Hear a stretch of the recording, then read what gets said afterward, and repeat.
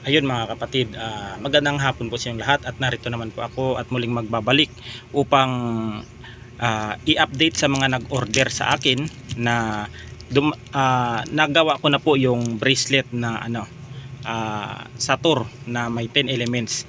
Yan.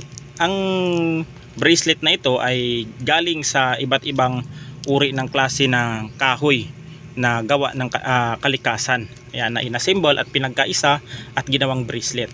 Ito mga kapatid ay napakabisa pang proteksyon sa kulam, barang, palipad hangin, tigalpo o anumang uri ng itim na mahika. Ayan. At ang kagandahan dito mga kapatid, ang dignum. Ang dignum po ay isa pong pamproteksyon. Pangdepensa din po ito sa kulam, barang, palipad-hangin at sa lahat ng uri ng espiritual na atake ng kalaban. Ayan, mapakulam. Ang maganda dito mga kapatid, meron siyang nakatatak na Latin na Satur coronados o ang ng Satur, basag ng Satur mga kapatid. Ang Satur po ay napakabisa po niyan na pangproteksyon sa anumang uri ng kulam o anumang uri ng espiritual na atake sa inyo ng kalaban. Lalo't lalo na alam ninyo ang basag ng 25 pangalan ng Satur, Aripotenit o Perarutas niya. Napakabisa po yan mga kapatid. Ito po ay inilihim po ang orasyon na basag ng Satur. Ayan, napakarami pong basag ng Satur mga kapatid na bumabasag ng anumang uri ng espiritual na atake ng kalaban. Yan, ito rin po mga kapatid ay pag nasa katawan ninyo ito at merong Satur, Aripotenit o Perarutas na yan, yan din po ay pangdepensa din sa ating katawan sa espiritual. At ang mainam pa dito mga kapatid ay pangkumpleto na po ito. Mayroon din po itong pangnegosyo. Pinagkaisa na po dito ang pangnegosyo, pangpaswerte at pangdepensa sa anumang uri ng itim na mahika. Ito ay tinatawag na 10 elements na merong Satur. Yan, dito. Yan, mainam itong pang bracelet. Ito ay kinuha sa akin ng ginamot kong pasyente. Yan, na kinulam at sa awa ng Panginoon at siya ay gumaling na rin sa kanyang karamdaman. Ayan, at gusto niyang magkaroon ng pangdepensa sa kanyang katawan. At ito na yon. At saka yung dalawang ito ay may-ari ito ng barbershop. Yan, itong dalawang na ito, yung dalawang Satur na bracelet na 10 elements. Yan.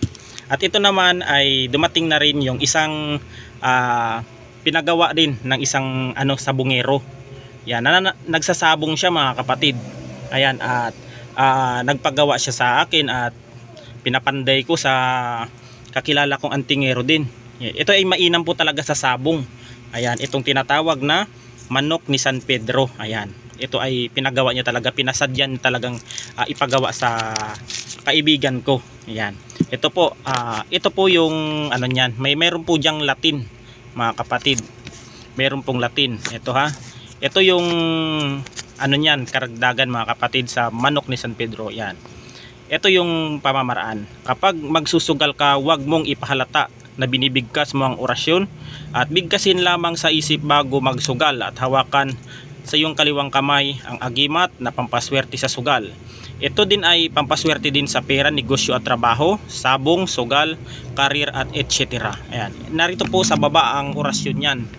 Yan, at yan po ay ang magkamit po nitong na ito, yung orasyon na ito ay dito lang po sa magtatangan mga kapatid, nitong orasyon sa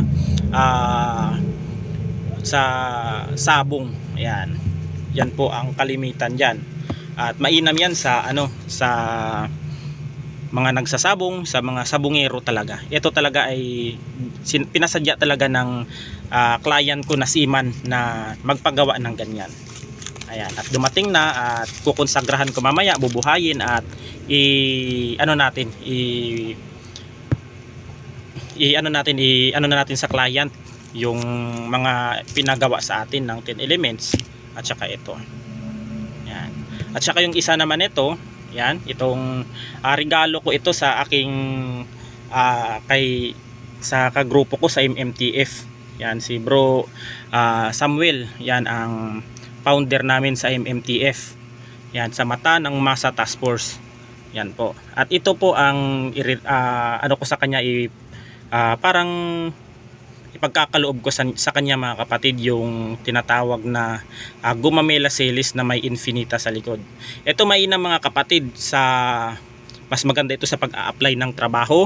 Kung kayo po ay may negosyo, may career o kung ano man yung mga business ninyo, mas maganda itong itangan mga kapatid, dahil ito ay meron din itong pampalubag ng loob o di kaya magaan ito sa pamumuhay. Depende din po kung paano dasalin at bubuhayin ng manggagamot o antingero bago ibigay ito sa kanyang mga client o sino mang nagpapagawa. Napakainam nito mga kapatid, may pampalubag loob din at meron din sa pag mag-a-apply ka ng trabaho, kagagaanan ka dahil ang gumamela series kasi mga kapatid, yan po ay tinatawag sa kalihim-lihiman na hindi hinayag sa ang lihim kasi mga kapatid, hayag at lihim. Tulad nung hayag, yun yung mga Biblia. Hindi po yan nakalagay yung mga gumamela series na yan. Yan po ay inilihim po. Yan, inilihim. Kaya ang gumamela series, yan po ay tinatawag na bulaklak ng langit at lupa. Ito ay napakaganda mainam talaga sa negosyo. Ito. At iririgalo ko ito kay Bro Samuel. Yan po ay founder namin sa MMTF. Yan, sa Mata ng Masa Task Force. Yan, at marami na rin siyang natulungan o marami na rin yung napatunayan ni Sir Samuel. Yan. Yan ay ibabahagi ko to sa kanya dahil siya ay mabait naman na ating founder at mapagkakatiwalaan. Ayan. At ipapadala natin ito sa kanya. Yan, kay Sir Samuel. Yan, at saka itong ay papakuha na natin mamaya pagkatapos ko ng konsagra sa mga gamit na ito. Yan, para para maisuot na nila bilang proteksyon sa kanilang katawan upang hindi na sila mapasukan o mabalikan ng anumang uri ng kalaban. Ito po, ang 10 elements po ay mainam po ito sa negosyo mga kapatid. Narito din yung dasal sa 10 elements. Narito din sa papel na ito na pambalot.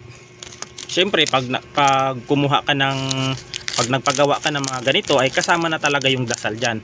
Kukonsagrahan na lang ng kung sino yung pinagkukuhanan nila ng mga gamit na ito bago i-turn over sa kanila, na sa kanila ibigay na, kasi nakonsagrahan tsaka bayad na rin ito. Yan, ganun ako mga kapatid.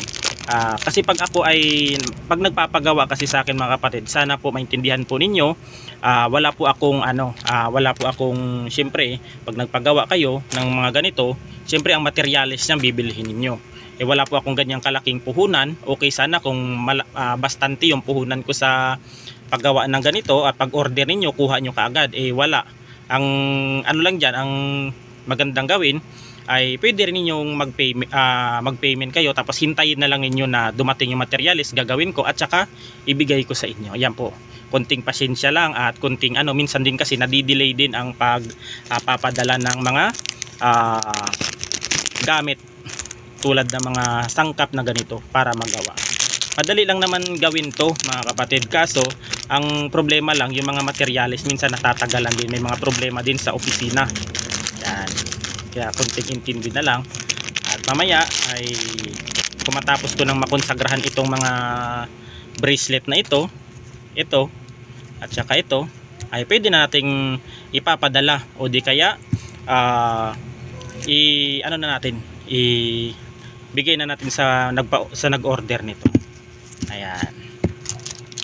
At hanggang dito na lang mga kapatid, at God bless us all. Ingat po tayo palagi.